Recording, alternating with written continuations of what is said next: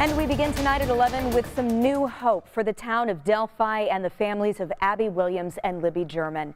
As part of the investigation into their deaths nearly 5 years ago now, state police are now looking for information about a social media profile with the name Anthony Schatz. They want to know if you or your kids interacted with that account. Today, we've learned they've identified the man behind that profile as Keegan Klein. But police have not named him as a person of interest in the Delphi murders. So for tonight's big story, we'll take a look at when and why Klein got the attention of police and the young girls they say he took advantage of. We'll also take a look back at the pieces of evidence police have released over the years as they try to figure out who killed Abby and Libby. So let's begin tonight in the town of Delphi, where the pain of the girls' deaths is still felt every day. After the murders of Abby and Libby nearly 5 years ago, life changed for so many in this small, tight-knit community. It no longer felt safe. Pictures of the suspect and pictures of the girls up in business windows, a reminder of the closure that never came. Now a renewed sense of hope with an announcement this week from state police asking for information about a social media profile linked to the investigation.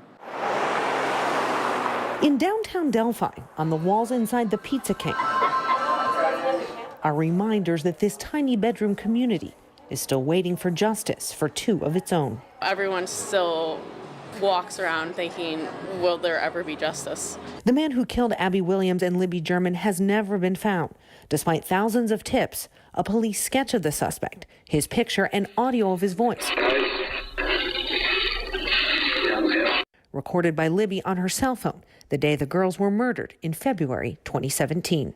He's still out there. As they work behind the restaurant's counter, 17-year-old Ashlyn Remley and Emma Douglas can see pictures of the two young girls who were their classmates. There's no closure. It's just something that you sit on, and it's just like the caution about it dies down, but you're still worried about it. And the feeling never quite goes away. I feel like people are still on edge about it.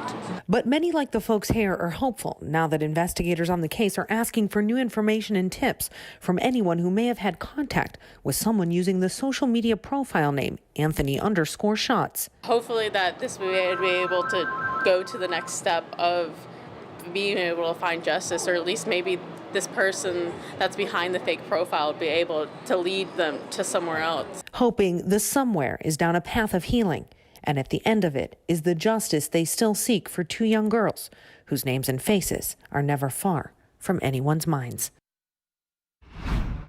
The bodies of Abby and Libby were found on February 14, 2017 in Delphi. 11 days later and 40 minutes to the northeast, on February 25th, Indiana State Police, the FBI, and Peru Police served a search warrant at a house in Peru, where Klein was living with his father. Police confiscated a half-dozen phones and electronic devices. Court records say that Klein admitted to receiving about 100 sexual pictures from underage girls.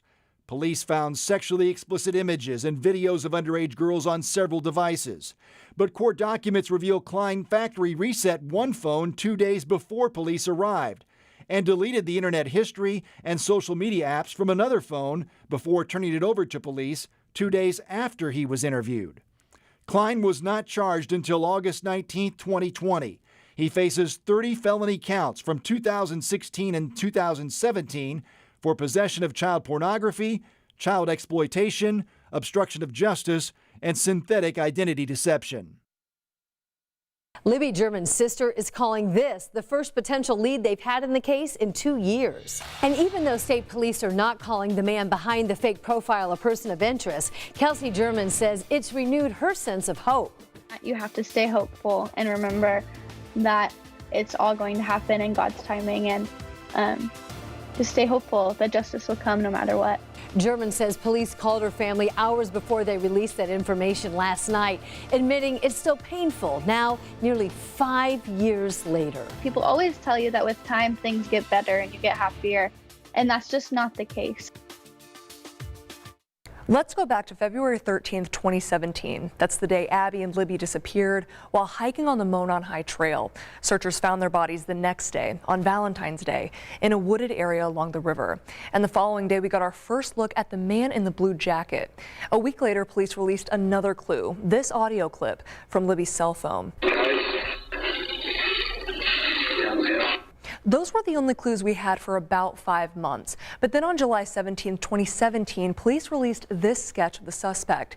And for nearly 2 years, that's all we had, until April 2019, when state police announced they were moving the investigation in a new direction. And they shared just a few more seconds of the video you've seen from Libby's cell phone of the man in the blue jacket and a new sketch of the suspect. Fast forward to December 6, 2021, when state police said they needed new information about the social media account Anthony Shots. And again, we need to be clear, Keegan Klein is not a person of interest in the Delphi murder investigation. State police have not released any information specifically connecting him to that crime, but they have connected him to the Anthony Shots profile. And again, they want to hear from you if you've ever communicated with that account. Just send an email if you have to the address we've posted here on your screen. We also have this information for you on WTHR.com/Delphi.